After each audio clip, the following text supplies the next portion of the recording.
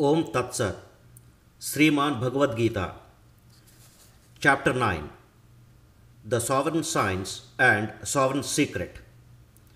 The Supreme Lord said, My dear Arjuna, because you are never envious of me, I shall impart to you this most secret wisdom, knowing which you shall be relieved of the miseries of material existence. This knowledge is the king of education, the most secret of all secrets. It is the purest knowledge, and because it gives direct perception of the self by realization, it is the perfection of religion. It is everlasting, and it is joyfully performed. Those who are not faithful on the path of devotional service cannot attain me, O conqueror of foes, but return to birth and death in this material world. By me, in my unmanifested form, this entire universe is pervaded. All beings are in me, but I am not in them. And yet everything that is created that does not rest in me. Behold my mystic opulence. Although I am the maintainer of all living entities, and although I am everywhere, still myself is the very source of creation. As the mighty wind, blowing everywhere, always rests in ethereal space, know that in the same manner all beings rest in me. O son of Kunti, at the end of the millennium, every material manifestation enters into my nature, and at the beginning of another millennium, by my potency, I again create. The whole cosmic order is under me, but my will, it is manifested again and again, and by my will, it is annihilated at the end. O Dhananjaya, all this work cannot bind me. I am ever detached, seated as though neutral. This material nature is working under my direction, O son of Kunti, and it is producing all moving and unmoving beings. But by its rule, this manifestation is created and annihilated again and again.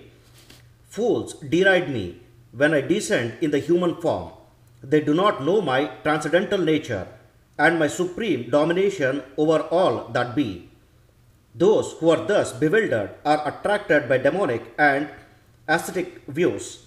In that deluded condition, their hopes for liberation, their fructive activities, and their culture of knowledge are all defeated. O son of Partha, those who are not deluded, the great souls, are under the protection of the divine nature.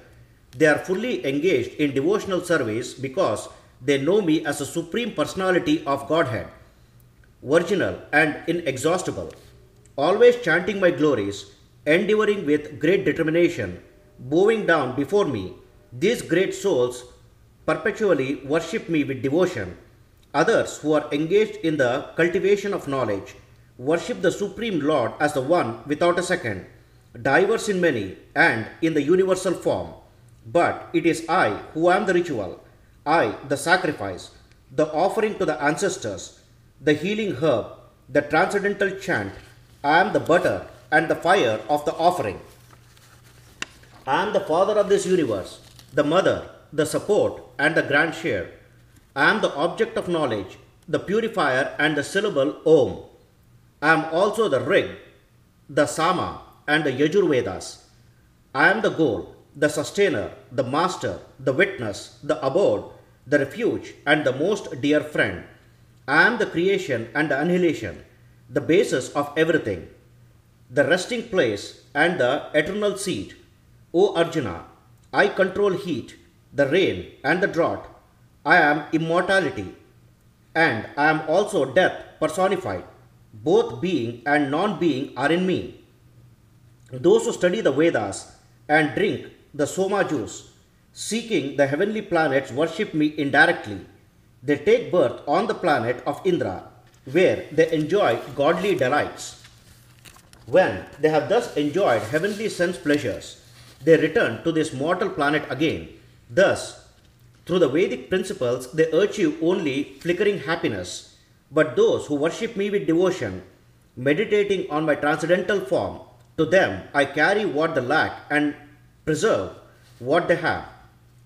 Whatever a man may sacrifice to other gods, O son of Kunti, is really meant for me alone, but it is offered without true understanding.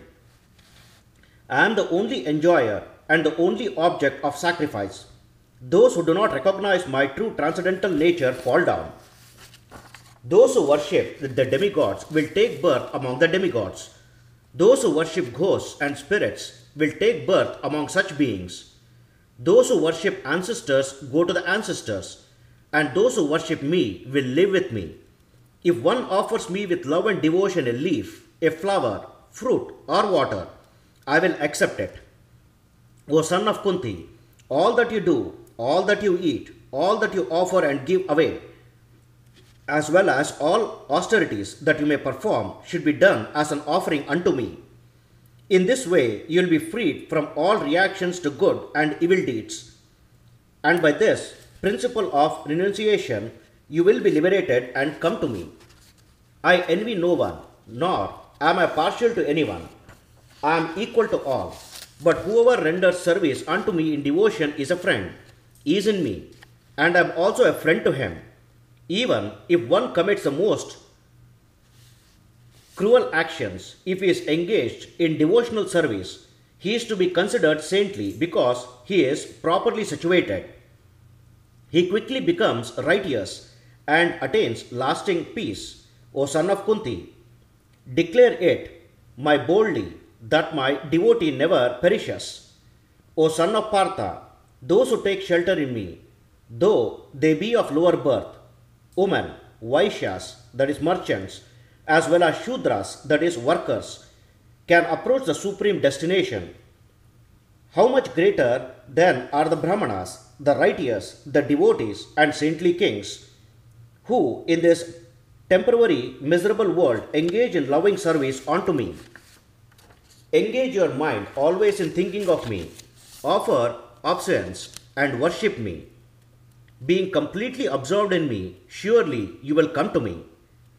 This concludes chapter 9 of Sriman Bhagavad Gita. Om Sri Krishnarpanamastu.